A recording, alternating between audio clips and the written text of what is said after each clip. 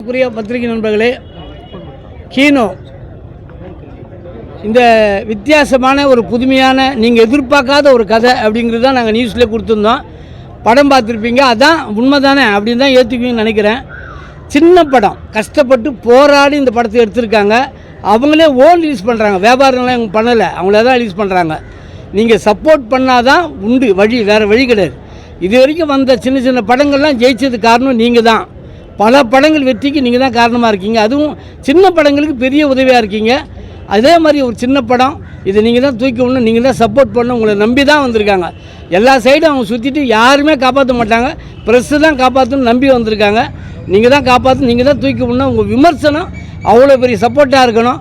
இந்த படத்தில் ஏதாவது குறை இருந்தால் என்கிட்ட நேரடியாக இல்லை இவங்ககிட்ட நேரடியாக சொல்லிவிடுங்க. ப்ளஸ்ஸை நீங்கள் எழுதிடுங்க, அவ்வளோதான். தயவு செஞ்சு கொஞ்சம் பார்த்து எழுதுங்க, பார்த்து பண்ணுங்கள்.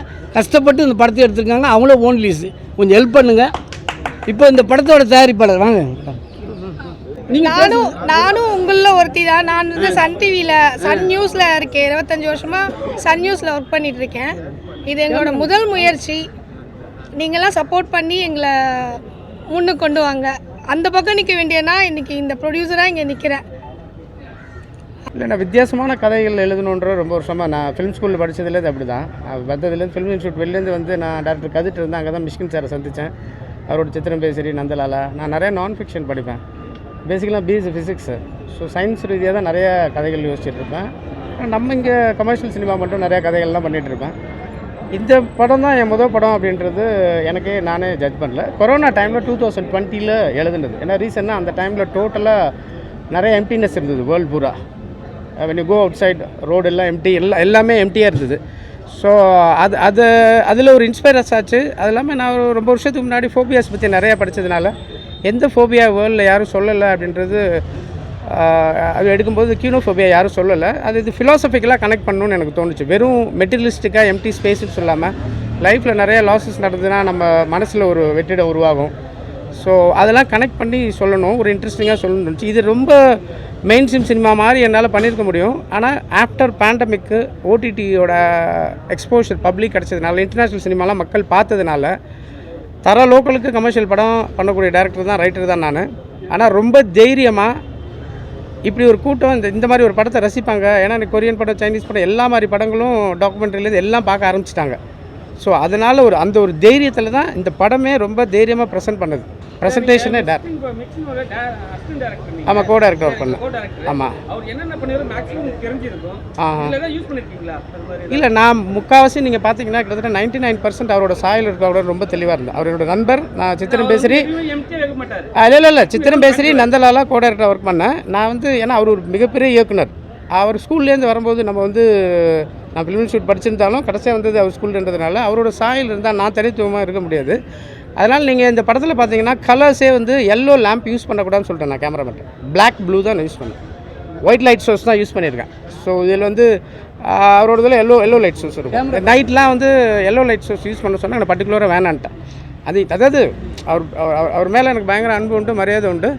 பட் அவரோட இவரோட இதுன்னு இருக்கக்கூடாது. நான் ஒரு இண்டிவிஜுவாலிட்டி இருக்கணும்னு நினைக்கிறேன். ஒரு ஃபிலிம் ஸ்கூல்லேருந்து வந்ததுனால. ஆமாம், இந்த கதை இது வந்து நான் தான் சொல்லிட்டேன். நான் பக்கா கமர்ஷியல் ரைட்டர். இவர் என்னோடய ப்ரொடியூசரு, நடிச்சிருக்காரு, ஃபிலிம்ஸ் ஒன்றா படித்தார். 25 இயர்ஸாக என்னோடய எல்லா கதைகளும் தெரியும். நாளைக்கு பெரிய பெரிய ஆக்ஷன் ஹீரோவுக்கும் கதைகள் இருக்குது. ஆனால் நான் படம் நான் ஏன் இப்படி பண்ணியிருக்கேன்னா, இப்படி ஒரு படத்தை பார்க்க ஒரு சின்ன கூட்டமாவது வெளியில் இருக்காங்கன்னு நம்பிக்கையில் தான் பண்ணியிருக்கேன். ஏன்னா நானும் தஞ்சாவூர்லேருந்து ஒரு ரசிகனாக தான் வந்தேன்.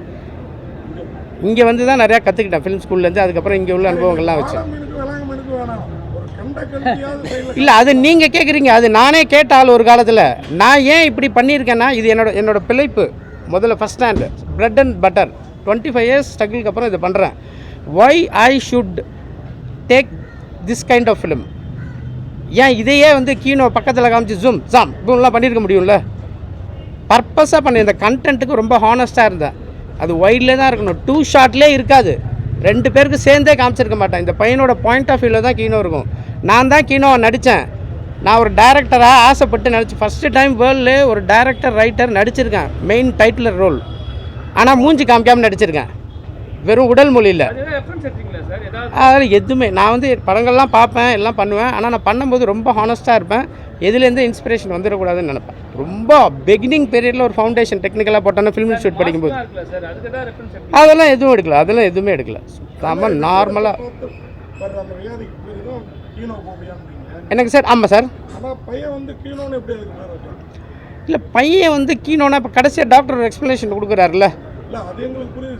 பையன் ஏன் கீனோன்னு கத்துறானா, அந்த கனவுல அது வந்து hi Dharan I am coming I am கீனோன்னு கத்துது இல்லை. அது கீனோன்னு ஃபஸ்ட்டு சீன் தண்ணியிலேருந்து எந்திரிச்சு வருது இல்லை, கடல்லேருந்து. அது வந்து பேர் அதுதான் அவன் இருந்தது. இது ஒரு மாதிரி ஒரு ஸ்ட்ரெயிட் சைக்காலஜிக்கல் ஃபேண்டசி மிஸ்ட்ரி தான். இது வந்து நம்ம ஒரு ஹாரர் மாதிரி போகிற மாதிரி போய் இருக்குது. நீங்களே பாருங்க, ரொம்ப இது கமர்ஷியலைஸ் பண்ணணுன்னா 1 செகண்ட் ஆகுது. என்னை நம்பி அவ்வளோ சுதந்திரம் கொடுத்தாங்க அந்த ப்ரொடியூசர். அவங்க நினச்சிருந்தாங்கன்னா ஒரு ஷாட்டுக்கு ஒரு கட்டுக்கும் நினச்சிருந்தேன்னா அவ்வளோ இது இல்லாமல் இப்படி பண்ணுங்க அப்படி பண்ணுங்கன்னு சொல்லியிருக்கலாம். ஆனால் இவ்வளோ ஃப்ரீடமாக எனக்கு ஒரு ஃப்ரெண்டாக இருந்ததுனால இப்படி ஒரு படம் என்னால் பண்ண முடிஞ்சுது. என்னை நம்பி காசு போட்டிருக்காங்க. நான் வந்து 25 இயர்ஸ் ஸ்ட்ரகிளுக்கு அப்புறம் ஏன் இவ்வளோ டஃப்பாக ஒரு படம் ப்ரெசென்ட் பண்ணோம். I hope there is a big crowd or at least a small crowd to enjoy this film. ஏன்னா இன்றைக்கி இன்டர்நேஷ்னல் எக்ஸ்போஷர் வந்துருச்சு. நம்ம வந்து இதுதான் ரசிப்போம் அப்படின்னு கொடுக்க முடியாது. ஃபார் எக்ஸாம்பிள், இப்போ போகிறோம் வெளியில் போகிறோம், ஒரு அழகான பெண் வரா, இப்போ இன்றைக்கி 6 மணிக்கு போகிறா அப்படின்னா நாளைக்கும் அதே 6 மணிக்கு அந்த பெண் வருவான்னு சொல்ல முடியாது. அது மாதிரி தான் நம்ம வந்து சினிமானில் எல்லாத்தையும் அப்படி எடுத்து அப்படி நம்மளாம் நினச்சிக்கிறோம். இப்படி படம்னா இப்படி தான் இருக்கணும், படம் தான் அப்படி இருக்கணும், இப்படி இருந்தால் தான் ஓடும், அப்படி இருந்தால் தான் ஓடும் அப்படின்னு நினச்சிக்கிறோம். நான் தான் ஒரு 15 இயர்ஸாக மியூசிக்கில் ஃபுல்லாக உள்ளே போய் மியூசிக் கற்றுக்கிட்டு எல்லாம் மியூசிக் பண்ணியிருக்கேன் அந்த படத்துக்கு. நான் நினச்சா ஃபஸ்ட் டைம் மியூசிக்கு ஆடியோ ட்ராக் வைக்கணும், அதுன்ட்டு 5 நிமிஷம் பாட்டு, 6 நிமிஷம் பாட்டு, 4 நிமிஷம் பாட்டெலாம் வச்சுருக்க முடியும். நான் ரொம்ப ஹானஸ்ட்டாக இந்த ஸ்கிரிப்டுக்கு ஹானஸ்ட்டாக இருந்தேன். அதுக்கு ஃபுல்லாக என்னோடய ப்ரொடியூசர்ஸ் அப்படி சப்போர்ட் பண்ணாங்க. என்னோடய ஆக்டர்ஸ், என்னோடய க்ரூ எல்லாம் அப்படி இருந்தாங்க. ரொம்ப சின்ன க்ரூ. அது ரைட்டிங் வந்து ரொம்ப ஸ்மால் கண்டென்ட். ஒரே அந்த கீனோட வார்த்தை மட்டும்தான் சினாப்சிஸ் நீங்கள் சொன்னால். அதை எக்ஸ்பேண்ட் பண்ணுறது வந்து அது ஸ்க்ரீன் அது வந்து பெஸ்ட்டு ஸ்க்ரீன் ப்ளே பண்ணணும்னு ஒரு ஆசையாக இருந்தது. அதுதான் அது ஒன்றும் இல்லை அப்படி இல்லை. இது ஆக்சுவலாக இது எஸ்பிரேஷனாக நீங்கள் பார்ப்பீங்க. சாமி இப்போ நீங்கள் வந்து இல்லை இது வந்து 13 இயர்ஸ்க்கு கீழே உள்ள கிட்ஸுக்கு காமிக்கணும்னு சொல்லி தான் சர்டிஃபை பண்ணும்போது பிஜி பேரண்டல் கைடன்ஸ், அதாவது இன்டெலெக்சுவலாக இருக்க கண்டென்ட், அதாவது கண்டென்ட் கம்யூனிகேட் பண்ணுறதுக்கு தான் பேரண்ட்ஸ் வேணும். ஃபியர் ஃபேக்டர் 3 வயசுக்கு கீழே தான் இருக்கும். நான் வந்து மியூசிக்கலாகவே கம்போசராக இன்னும் பயங்கரமாக அந்த கீனோ ஓவராக பயமுறுத்திருக்கலாம். நான் அதை பண்ணலை. நான் ரொம்ப ஹானஸ்ட்டாக பண்ணேன். மியூசிக்லேருந்து ப்ரெசன்டேஷன், ஷார்ட் டிவிஷன்ஸ்லேருந்து. ஏன்னா இந்த படம் நான் 25 வருஷம் அனுபவத்துக்கு அப்புறம் ஒரு ஷார்ட் வைக்கும்போது இதை ஏன் நான் வைக்கணும், 1000 படத்தில் லட்சக்கணக்கான படத்தில் பார்த்துட்டேன், நினச்சி தான் வச்சேன். ஒன்று பண்ணுறோம், அது ஒழுக்கமாக பண்ணுவோம். ஏன்னா நானும் ஆடியன்ஸாக இருந்து வந்தவன் தான், வானத்துலேருந்துலாம் குதித்து வரல. அது மாதிரி ஆமாம் ஆமாம் ஆமாம் ஆமாம்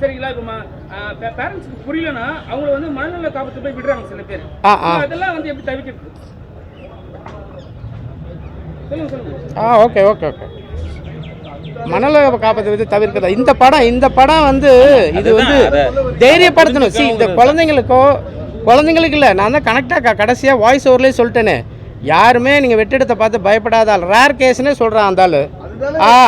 யாருக்கோ இல்லை, அதுதான் கதை. யாருக்கு இந்த பக்கம் உங்களுக்கு வந்து எண்டில் வாய்ஸ் ஓவர் வருது, யாருமே ரியல்லே பயப்படலைன்னா கூட மென்டலி ஃபிலாசபிக்கலாக மென்டலாக லைஃப்பில் நமக்கே ஏதாவது ஒரு பிரச்சனைனா ஒரு வேக்கம் உருவாகுதுல்ல நம்ம மனசில், அதையும் நான் ஃபிலாசபிக்கலாக கனெக்ட் பண்ணி தான் அந்த அது அந்த அந்த அந்த அதுவுமே கீனோஃபோபியா தான், இன்டர்னல் கீனோஃபோபியா. எக்ஸ்டர்னல் படத்தோட கேமரா ஒர்க் நல்லா இருக்கு. Okay sir. ஒவ்வொரு சீன் வந்து லென்த்தா பண்ணிருக்கீங்க. ஏதாவது அவார்டுக்கு எடுத்துட்டு போறது அப்படிலாம் பண்ணல. ரைட் ஃப்ரம் த பிகினிங்லேருந்து இது வந்து ஸ்பேஸ் பற்றின படம், எம்டி ஸ்பேஸ் பற்றின படம். அதனால் ஒரு கான்வர்சேஷன் சீனாக இருந்தாலும் எதாக இருந்தாலுமே நான் வந்து இப்படி ஒரு கண்டென்ட்டை கடைசியில் சொல்ல வரும்போது நம்பணும் ஆடியன்ஸு. ஸோ டைரக்டோரியலாக ப்ரெசன்டேஷனாக ஷார்ட் டிவிஷன் விஷயத்தில் நான் கொஞ்சம் உஷாராக இருந்தேன். நினச்சிருந்தா க்ளோஸ்அப்ஸில் கட் பண்ணிலாம் போயிருக்கலாம். அது ஹோல் ஃபிலிம்லேயே பார்த்தீங்கன்னா கீனோக்கும் க்ளோஸ்அப் இருக்காது, இவங்களுக்கே ஒரு 4-5 க்ளோஸ்அப்ஸ் தான் இருக்கும்.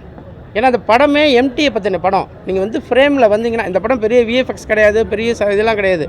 ஆனால் இந்த படம் ஒயிட் ஸ்க்ரீனில் பார்க்க வேண்டிய ஒரு படம். ஏன்னா அது வந்து ஃபுல்லாக ஒரு வைடு கண்டென்ட். ஏன்னா உங்களுக்கு இன்டர்நேஷ்னல் ஏரியாலானா அங்கே இன்டர்நேஷ்னல் டேரக்டர்ஸ்லாம் லாங் டேக்ஸ் வச்சாங்கன்னா அப்படி பெருமையாக இப்போ எழுதுகிறாங்க. இப்போ கூட ரீசெண்டாக ஏதோ ஒரு படம் வந்து பயங்கரமாக எழுதுனாங்க லாங் டேக்ஸ்னு.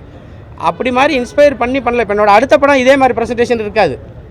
இந்த கதை இப்படி ப்ரெசென்ட் பண்ண என்ன அனுமதிச்சு தயாரிப்பாளர் எனக்கு அவ்வளோ சுதந்திரம் கொடுத்ததுனால என்னால் இப்படி ஒரு ப்ரெசென்ட் பண்ண முடிஞ்சுது.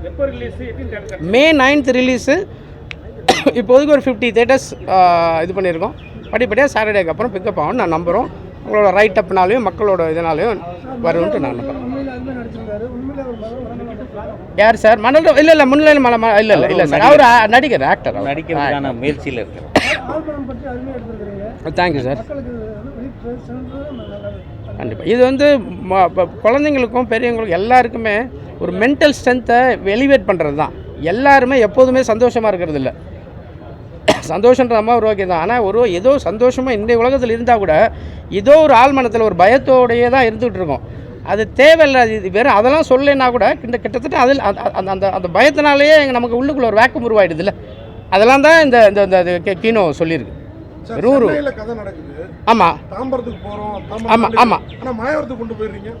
மாயவரன்றது எப்படி உங்களுக்கு தெரியும்? அது உங்களுக்கு ஏங்க டெல்லியில் இதில் படம் எடுக்கிறேன்னு சொல்லிட்டு ஊட்டியில் வந்து பேட்ச் ஒர்க் பண்ணுறான். அதெல்லாம் நீங்கள் மாயறன்றதால தெரியுது. ஏன் முடிச்சூர் பக்கம் வாங்க, இந்த மாதிரி வீடு காட்டுறேன் இதோட சொல்கிறேன் வாங்க. தேங்க்யூ நீங்கள் பேசுங்க சார். தேங்க்யூ. அதான் அந்த மாதிரி இதோட இன்டீரியர். ஆமாம் அந்த வீடு சொன்னார் அண்ணன் தெரிஞ்சதுனால. நான் நெருங்கிய நண்பர். இந்த படத்தோட மெயின் கதாபாத்திரம் நாங்கள் ஆக்சுவலி கந்தர்வா சிவலாட்ஸ் கிரியேட்டர்ஸ்னு கம்பெனி. இதுக்கு முன்னாடி ஒரு படம் பண்ணியிருக்கோம், ஒரு தோழன் ஒரு தோழின்னு. இது எங்களுடைய 2வது ப்ரொடக்ஷன். இது கீனோ. நன்றி சார், நன்றி. அது என் பையன். Real father son acted as fictional father son. எனக்கு கதையே பிடிச்சிருந்து ஓகே பண்ணேன். எதுன்னு இல்லை, ஒரு வித்தியாசமான முயற்சி பண்ணுவோங்கிறது தான். ஒரு ஆக்சுவலி நானும் ஃபிலிம் ஸ்டூடெண்ட்டு, ஒய்ஃப் அவங்களும் ஃபிலிம் ஸ்டூடெண்ட், எல்லாமே நாங்கள் இன்ஸ்டியூட்டு ஒரே பேட்ச்சு. ஸோ வேறு மாதிரி ஒரு படம் பண்ணுவோம். என் வழக்கமாக ஒரு படம் பண்ணுறதுக்கு கொஞ்சம் வேறு மாதிரி ஒரு படம் பண்ணுவோங்கிறதுனால அது நாட்டு கிடச்சிது. அவர் கதை சொன்னார், ஓகே பண்ணிடுவோம் அப்படி. நன்றி சார். அந்த இது இப்போ கேமராமேன் ஆலிவர் எல்லாருக்கும் வணக்கம். டைரக்டர் ப்ரொடியூசர் என்னை கூப்பிட்டு இந்த கதை சொன்னாங்க. எனக்கு ரொம்ப பிடிச்சிருந்துச்சு. ஸோ இதுக்கு ஒரு கலர் ஒரு பேட்டர்ன் கேட்டாங்க. அவங்க என்ன நினச்சாங்களோ அதை அழகாக பண்ணி கொடுத்தேன். எனக்கு இயக்குனரும் தயாரிப்பாளரும் வந்து எனக்கு நல்லா ஃப்ரீடம் கொடுத்தாங்க. அதை வந்து நாங்கள் ரசித்து நாங்கள் அழகாக எடுக்கிறதுக்கான ஒரு சோர்ஸ் தான் நீங்கள் பார்த்த கீனோ மூவி. தேங்க்யூ. அவங்க ஃபஸ்ட்டே சொல்லிட்டாங்க, அந்த எம்டி ஸ்பேஸை பார்த்து தான் அந்த கேரக்டர் பயப்படுறான். ஸோ அதனால் அதுக்கு தகுந்த மாதிரி மைண்ட் ஃபிக்ஸ் பண்ணிட்டேன், அப்படி தான் நடிக்கணும். சின்ன வயசுலேருந்தே எனக்கு ஆக்டிங்னு ஆசை. சரி. ட்ரைனிங் இல்லை அதெல்லாம் எதுவும் போகல. அவர் வந்து நான் 50% சொன்னேன். அவர் அழகாக அவரே எல்லாமே பண்ணிட்டார். சின்ன கரெக்ஷன்ஸ் இருக்கும். இவரும் சரி, இவரெல்லாம் அப்படியே இருந்துட்டார். பகத்சிங்லாம் ராஜு கேரக்டர்லாம் இல்லை, அது நிறைய படங்கள் வந்துருச்சு சார். கேம்லாம் அது நிறைய பேர் பேசினாங்க. இல்லை அது ஓகே, பட் அது வந்துருச்சு நிறையா உங்களுக்கு. அதெல்லாம் புரியுது. அதை தான் நான் ஒரே வார்த்தையில் முடிச்சிட்டேன்னா, I would have made this film பக்கா கமர்ஷியலி. இதே பட்ஜெட்டில் செம்மையாக பண்ணியிருக்க முடியும். இதுவும் கமர்ஷியல் ஃபிலிம் தான். இந்த படம் மெயின் ஸ்ட்ரீமில் போச்சுன்னா இன்னும் வேறு மாதிரி படங்கள் வரும். நானும் வேறு மாதிரி நல்ல மாதிரி படங்கள் தான் பண்ணுவேன். அதுக்காக எல்லா படமும் இந்த மாதிரி தான் டஃப்பாக பண்ணுவேன்னு கிடையாது.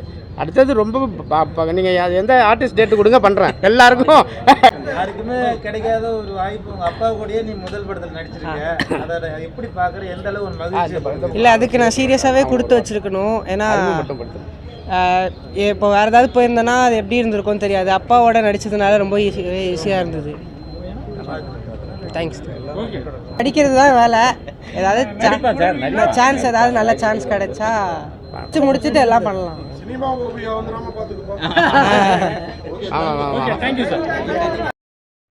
என்ன நீ வந்து ஈபியாக ஒர்க் பண்ணுறியான்னு கேட்டார்.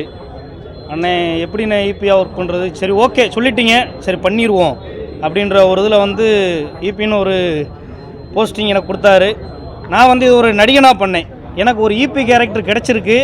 அதை எப்படி முழுமையாக நம்ம இது பண்ணி கொடுக்கணுன்னு நம்ம யூனிட்டில் யாருக்கும் எந்த குறையும் வச்சதில்லை. இதுவரைய யாருக்கும் எந்த பெண்டிங் எதுவுமே கிடையாது. எல்லாம் நல்லா சிறப்பாக பண்ணோம். சிறுதுளி பெருவெள்ளம் அப்படின்னு சொல்கிற மாதிரி இது ஒரு சிறுதுளியாக ஒரு இது பண்ணியிருக்கோம். அது பெருவெள்ளமாக பத்திரிக்கையாளர் உங்கள் கையில் தான் இருக்குது. நீங்கள் ஒரு நல்ல வரிகளும் வாசகங்களும் எழுதி நீங்கள் கொடுக்குறதுல இந்த ஆடியன்ஸ் பீப்புள் எல்லாருமே வந்து நமக்கு ஃபுல் சப்போர்ட்டாக இருப்பாங்க அப்படின்ற ஒரு நம்பிக்கை இருக்குது. கண்டிப்பாக பத்திரிகையாளர் எல்லாத்தையும் நம்பியிருக்கோம். எல்லாரும் சார் கூட சொன்னார், சின்ன படங்கள் பண்ணுறீங்க, பத்திரிகையாளரை நம்பி நீங்கள் இது பண்ணுறீங்க, நீங்கள் ஒரு நல்ல கண்டென்ட்டு நல்ல ஒரு கான்செப்டாக ஒரு விஷயம் பண்ணிங்கன்னா எங்களுக்கும் சப்போர்ட்டாக இருக்கும்னு. எங்களுக்கும் பண்ணணும்னு ஆசை. இது வந்து நீங்கள் வழிகாட்டி விடுங்க, அடுத்து பெரிய கண்டென்ட்டாக நல்லதாக பண்ணுவோம். வாய்ப்புக்கு நன்றி அளித்ததுக்கு நன்றி.